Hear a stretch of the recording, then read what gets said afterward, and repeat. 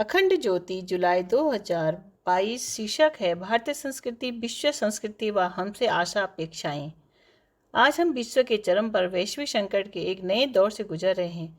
तकनीकी विकास के साथ जहां पूरा विश्व एक गांव में तब्दील हो चुका है, तो वहीं लोगों के दिलों के बीच की दूरियां बढ़ रही है और कहीं कहीं तो यह संघर्ष भयंकर घृणा, विद्वेष, हिंसा, यहाँ तक कि युद्ध का रूप ले रहा है। ऐसे में आपसी सद्भाव, विश्वास एवं मानवीय मूल्यों की आवश्यकता पहले से कहीं अधिक आन पड़ी है। यह भारतीय संस्कृति की महत्ता पहले से अधिक प्रासंगिक हो जाती है, जो अपने सार्वभौम स्वरूप एवं शाश्वत मूल्यों के आधार पर विश्व संस्कृति की भूमिका में अपना योगदान दे सकती है। व्यक्तित्व को परिमार्जित एवं परिष्कृत करने वाली विधा के रूप में संस्कृति की यथार्थ परिभाषा को वस्तुतः यही चरितार्थ करती है। भारतीय संस्कृति के ऐसे ही स्वरूप की मुक्त कंठ से प्रशंसा करते हुए विश्वविख्यात कला समीक्षक हेवल कहते हैं कि किसी भी दूसरे राष्ट्र ने प्राचीन हो या आधुनिक इतनी उच्च संस्कृति का निर्माण नहीं किया है। किसी भी धर्म को जीवन दर्शन बनाने में इतनी सफलता नहीं मिली। यहाँ तक कि कोई मानवीय ज्ञान इतना समृद्ध और शक्तिशाली नहीं हो सका जितना भारत में हुआ। इसी तर्ज पर भारतीय संस्कृति की ज्ञान विज्ञान परंपरा से मुक्त जर्मन विद्वान मैक्स मूलर लिखते हैं, यदि मुझसे पूछा जाए कि किस देश में मानव मस्तिष्क ने अपनी सूक्ष्मतम शक्तियों को विकसित किया है, जीवन के बड़े से बड़े प्रश्नों पर विचार किया, तो मैं भारतवर्ष की ओर संकेत करूंगा। जीवन की इन्हीं समाधान सूत्रों व इन्हीं सांस्कृतिक विशेषताओं के आधार पर भारत से आज के विश्व को बहुत आशाएं हैं व इससे युग मानस का दिशा बोध करने व इसके सांस्कृतिक नेतृत्व की अपेक्षा की जाती है। दीर्घकालीन स्थायित्व, हजारों वर्षों की दीर्घकालीन संघर्ष एवं विकास यात्रा के बाद भी भारतीय संस्कृति का प्रभाव बना हुआ है।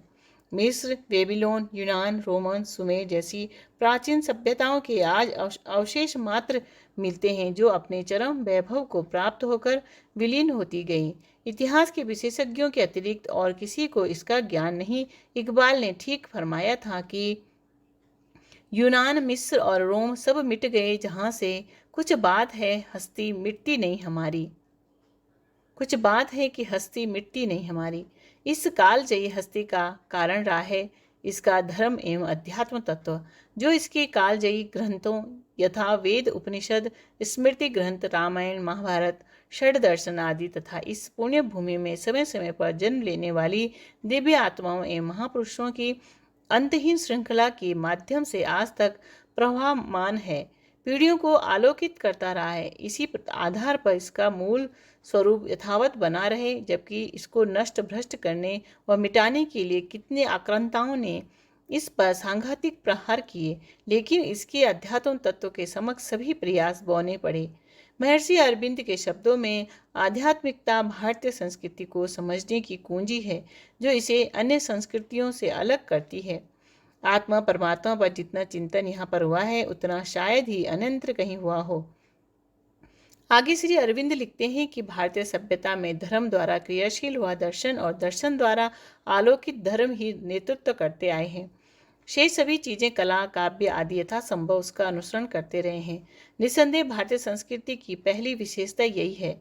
इसके पीछे तथ्य यह है कि भारतीय संस्कृति आरंभ से ही एक आध्यात्मिक एवं अंतर्मुखी धार्मिक व दार्शनिक संस्कृति रही है और बराबर ऐसी ही चली आई है। यहाँ धनवानों व सत्ताधीशों को उतनी प्रतिष्ठा नहीं मिली जितनी कि आध्यात्मिक महापुरुषों को। व्यापकता व समग्रता भारतीय संस्कृति की अन्य विशेषता है। जीवन के समग्र परिष्कार का, समाज के बहुमुखी विकास का, चेतना के आत्यंतिक उत्कर्ष का जो चिंतन यहाँ मिलता है वह अनंत दुर्लभ है। आश्चर्य नहीं कि इसी कारण जो भी विचारशील एवं सत्यान्वेषी विदेशी इसके शाश्वत चिंतन की धारा में थोड़ा सा भी अवगाहन कर गए, वे सदा के लिए भारतीय संस्कृति के ही होकर रह गए। हर युग में एवं हर देश में भारतीय संस्कृति के ऐसे दीवानों की लंबी फहरिस्त मिल जाएगी, जो आकाश से व्यापक एवं सागर से गहन दर्शन से प्रभावित रहे। जीवन का कोई क्षेत्र ऐसा नहीं है जो इससे अछूता रहा हो। यहाँ पर जीवन के लौकिक एवं आध्यात्मिक उन्नयन के लिए धर्म, अर्थ, काम, मोक्ष का अद्भुत चिंतन उपलब्ध होता है। जीवन व समाज को क्रमिक सोपानों के साथ पार करते हुए इसे उत्कर्ष तक ले जाने वाली वर्ण आश्रम व्यवस्था इसकी अपनी अनूठी विशेषता रही है। काल के साथ इसमें थोड़ी विकृतियां अवश्य आ गई हों, यह बात दूसरी है, लेकिन इसमें निहित संदेश स्वयं में समग्र एवं विचारणीय है। मिली जुली मिश्रित संस्कृति इसके विकास में निस्संदेह रूप से विभिन्न संस्कृतियों का योगदान रहा है। आर्य, अनार्य, शक, हूण, यूनानी, कुषाण, पारसी आदि यहाँ आते गए हैं और इसी में समाते गए। आज भेद करना कठिन है कि सब इसमें कहाँ समा गए। भारतीय संस्कृति की यह समन्वय शक्ति स्वयं में अद्भुत एवं विरल है। इसकी उपमा उस महासागर से की जा सकती है जिसमें अनेक संस्कृतियां विभिन्न दिशाओं में आकर समाती गई। इनके दर्शन, विचार, कला, ज्ञान, विज्ञान आदि सबको यहाँ ग्रहण करते हुए, आत्मसात करते हुए अपना बनाती गई। इसी आधार पर विविधता में एकता भारतीय संस्कृति की एक अहम विशेषता है। इसी से जुड़ा इसका पहलू रहा है इसकी उदारता, सहिष्णुता। वेद वाक्य एकम सद विप्रा बहुधा वदंती में इसका यह चिंतन बीज रूप में मिलता है। ईश्वर एक ही है, इसके बाहरी भेदों के आधार पर इसके भिन्न भिन्न नाम हो सकते हैं। इसी कारण 33 कोटि देवी देवताओं को इसमें स्थान मिलता है। देश की ही नहीं, विदेश से आए धर्मों के देवी देवता व भगवान भी यहाँ सहज स्वीकार्यता पाते हैं, क्योंकि भारतीय संस्कृति तात्विक रूप में इनमें कोई भेद दृष्टि नहीं रखता। ईश्वर, अल्लाह, तेरो नाम, सबको सन्मति दे भगवान का यह भजन इसी तर्ज पर उभरता है। इसी आधार पर यहाँ मूलतः धार्मिक विद्वेष का सर्वथा अभाव रहा है। किसी भी सम्राट ने दूसरे धर्म की भावनाओं को ठेस नहीं पहुंचाई। अशोक बौद्ध होते हुए भी अन्य धर्मों का आदर करते थे तथा ब्राह्मण को दान करते थे।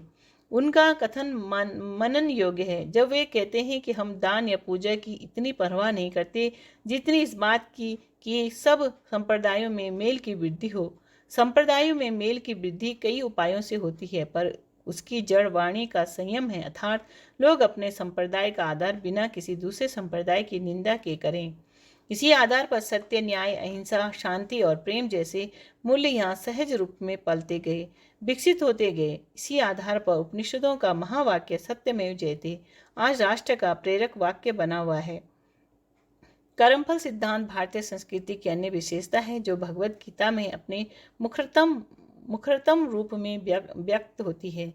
भगवान श्री कृष्ण के मुख से इसका संदेश पाकर विषादग्रस्त अर्जुन अपने योद्धा के स्वधर्म में जागृत होते हैं। यह संदेश जीवन में मोक्ष की प्राप्ति को केवल धर्म से नहीं अपितु कर्म से भी जोड़ता है। इसके अनुसार मोक्ष का साधन है धर्मयुक्त कर्म। कुकर्म जहाँ अधोगति व पतन की ओर ले जाता है, तो वहीं सत्कर्म से उत्थान व मोक्ष का मार्ग प्रशस्त होता है। जीवन का सर्वांगीण विकास सुनिश्चित होता है और व्यक्ति का लोक परलोक सुधरता है। विश्व ने भारतीय संस्कृति की जिन सर्वोच्चता व श्रेष्ठता को सहज रूप में स्वीकार किया है, उसका मुख्य कारण उसमें निहित शाश्वत एवं चिरस्थायी मूल्य रहे हैं। यही आत्मवत सर्वभूतेषु वसुधैव कुटुम्बकम जैसे उदात्त जीवन दर्शन को संभव बनाते हैं। इन्हीं के आधार पर व्यक्ति और समाज जीवन के परिवर्तनों को स्वीकार करने तथा इनसे सामंजस्य बिठाने की अदम्य क्षमता पाते रहे हैं। इसी आधार पर भारतीय संस्कृति विश्व संस्कृति के रूप में अपनी भूमिका निभाने में सक्षम है। देव संस्कृति की संतान होने के नाते हम सबका पावन कर्तव्य बनता है कि इसके आदर्शों को जीवन में धारण करने का भरसक प्रयास करते हुए इस महान कार्य में अपना भाव भरा योगदान दें। राधे कृष्ण।